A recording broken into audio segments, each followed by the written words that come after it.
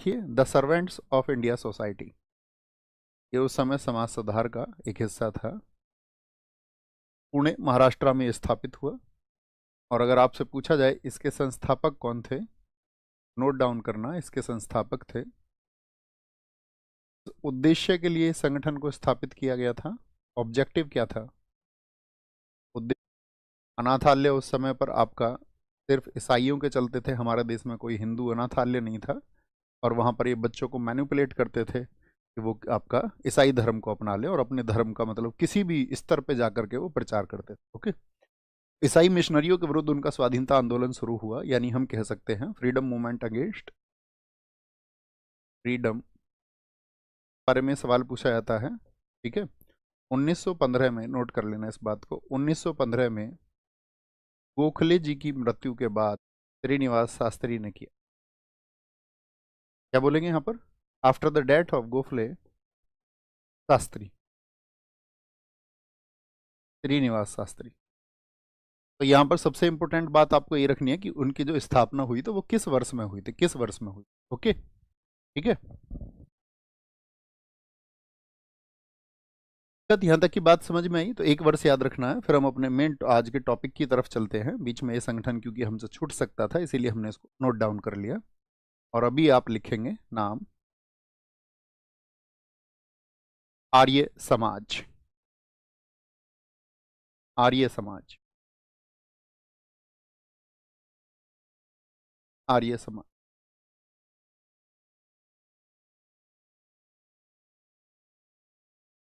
आर्य समाज, तब हम चीजों को समझेंगे, पहले थोड़ा सा नोट डाउन करेंगे। आर्य समाज, अगर पूछे आर्य समाज की जो स्थापना हुई वो कब हुई थी? आर्य समाज की स्थापना हुई आपका 10 अप्रैल, 10 और अप्रैल 1875। और स्थल था आपका गिरगांव।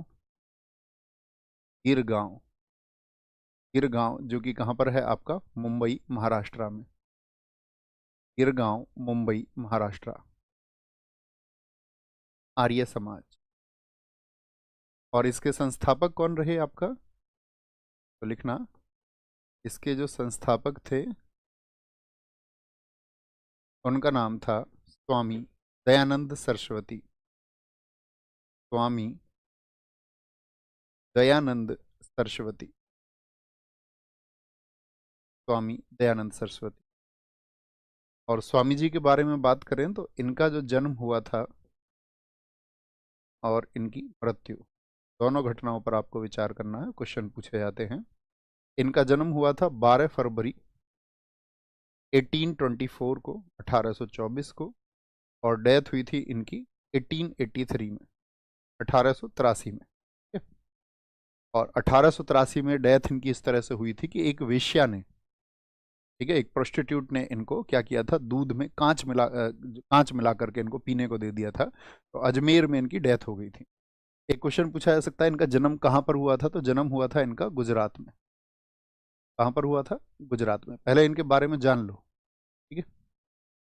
तो ये जो आर्य समाज इन्होंने स्थापना इसकी की, तो इसका उद्देश्य क्या था, फिर हम विस्तार से बात करेंगे। ऑब्जेक्टिव क्या था? हिंदू धर्म में सुधार के लिए, for reforms in, for reforms in Hindu religion, for reforms in Hindu religion. ठीक है, जन्म स्थल हो गया इनका, ठीक है। और इनका बचपन का नाम, बचपन का नाम, चाइल्डहुड नेम वाज मूल शंकर तिवारी। मूल शंकर तिवारी, ये क्या था इनका? बचपन का नाम था मूल Shankar Tiwari. Childhood name, childhood name. अब देखिए, जैसे इनका नाम फिर मूल शंकर तिवारी से दयानंद सरस्वती हुआ, तो इनको स्वामी का टाइटल किसने दिया? ये आपको लिखना पड़ेगा, आगे लिखेंगे, अगले पेज पर लिखें। इनके पहले गुरु जो बने, पहले गुरु, ठीक है, ये प्रथम गुरु, फर्स्ट टीचर, प्रथम गुरु, उनका नाम था आपका दंडी ऋषानंद था, या ऋषि, ऋषि संपूर्णानंद। ये भी लिख सकते हैं, ऋषि संपूर्णानंद, ऋषि संपूर्णानंद लिखना। इन्होंने ही इन्होंने ही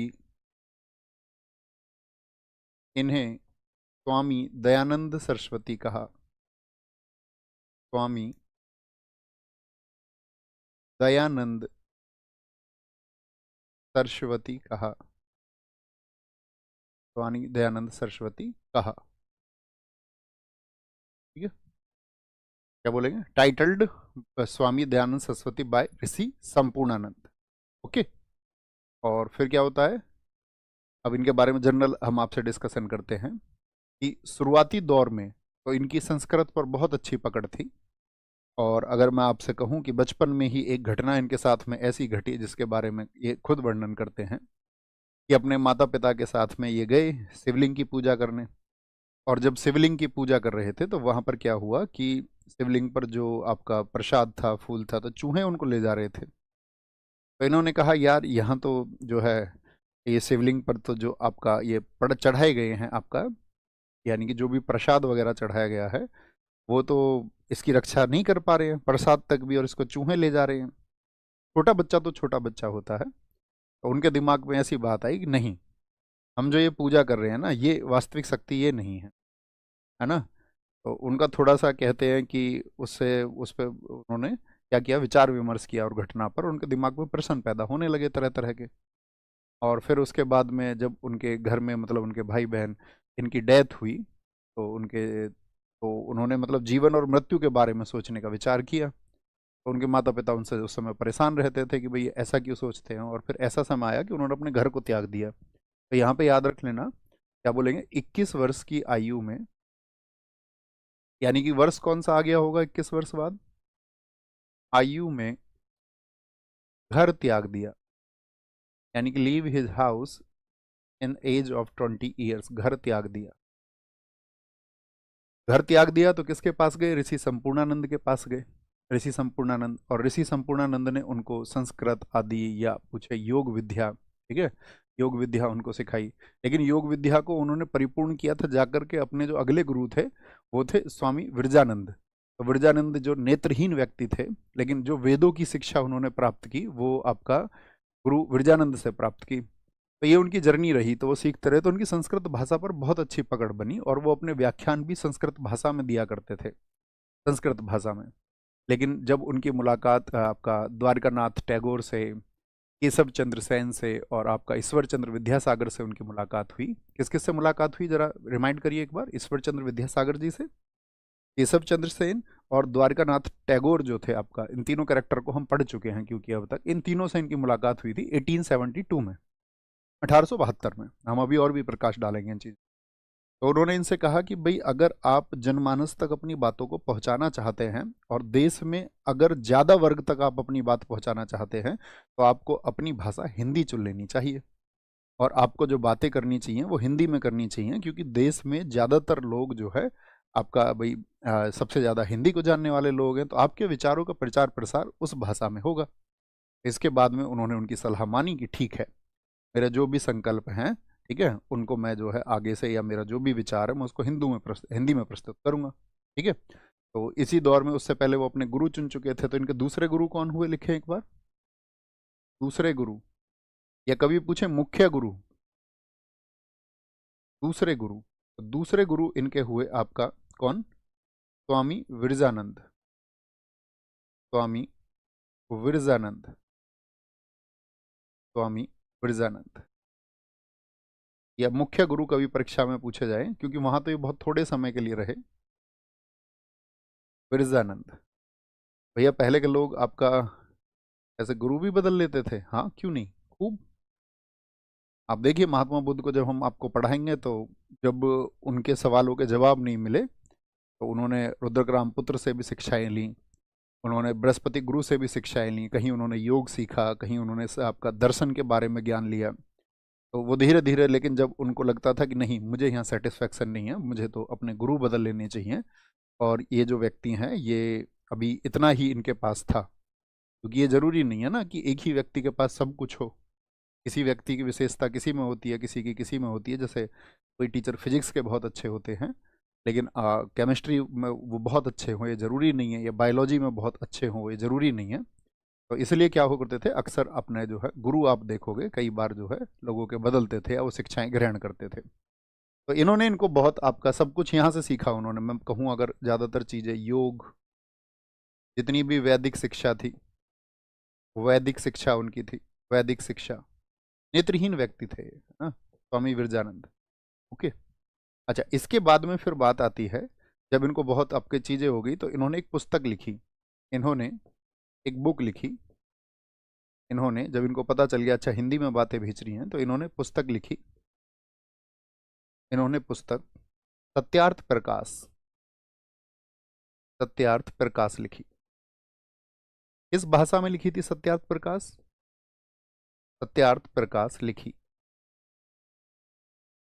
ठीक है, Satyarth Prakash. He wrote a book, he wrote Satyarth Prakash, Satyarth Prakash. यहां पर लिखना, एक तो किस भाषा में लिखी, तो ये पहली चीज तो ये 1875 में अजमेर में इसका प्रकाशन हुआ था। अजमेर में, अजमेर में प्रकाशन हुआ था। और कई बार तो ये पूछा जाता है इस पुस्तक को इन्होंने क्या लिखा, कहाँ पर लिखा था। तो उदयपुर में एक नौलखा मंदिर है, उसमें बैठ करके इन्होंने इस पुस्तक को लिखा, ठीक है, उत्तर प्रदेश, हाँ आपका उदयपुर में, राजस्थान में। लेकिन इसका प्रकाशन कहाँ हुआ? अजमेर में। Publish in Ajmer, published in Ajmer, Ajmer in 1875, 1875 में। ओके। और किस भाषा में भाषा लिखे इस पुस्तक की, भाषा थी इसकी, अभी इस बात को एक्सेप्ट कर चुके थे, और हिंदी में ही इनके भाषण अब होने लगे थे। भाषा इसकी हिंदी थी, लेकिन इसमें क्योंकि इस समय पर आप समझ गए होंगे इनकी हिंदी पर शुरुआती भाषा कौन सी रही है, इनकी शुरुआती भाषा रही इनकी संस्कृत। तो इन्होंने खुद इस बात को स्वीकार किया कि मैंने जब इस पुस्तक की रचना की, तो इस पुस्तक की रचना के दौरान वो शुद्धि नहीं आ पाई, क्योंकि हिंदी पे अभी उतनी जबरदस्त पकड़ नहीं थी। तो इन्होंने इसका सेकंड एडिशन फिर निकाला कि जितनी भी उस पुस्तक में जो भी शब्दों की त्रुटियां रह गई हैं, मात्राओं की त्रुटियां रह गई हैं, या वाक्यों के रचना में कुछ त्रुटियां रह गई हैं, तो उसको हम अब सुधार देते हैं। तो 7 वर्षों के बाद में इन्होंने सेकंड एडिशन उसका निकाला 1882 में। लिखना सेकंड एडिशन, अर्थात दूसरा संस्करण कब आया इस पुस्तक का? दूसरा संस्करण आया 1882 में, हिंदी भाषा में ही, जिसमें क्या लिखे गए 11 समुल्लास। क्योंकि ये पुस्तक आपका समुल्लास में बटी हुई है। समुल्लास बोले तो आप आज समझ सकते हैं चैप्टर्स। तो कभी भी आपसे क्वेश्चन पूछा जाएगा, दयानंद सरस्वती जी ने जो भाषा हिंदी चुनी थी, तो ये किससे मिल करके, याद रख लेना उनको, भाषा हिंदी। इसके लिए कहीं किनारे पर पॉइंट बना के लिख लेना आप।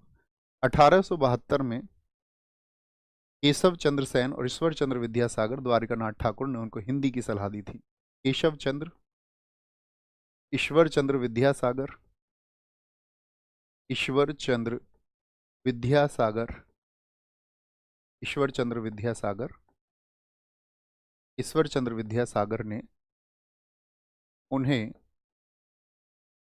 हिंदी भाषा के लिए, उन्होंने नहीं, उन्हें उन्हें उन्हें हिंदी भाषा के लिए प्रेरित किया।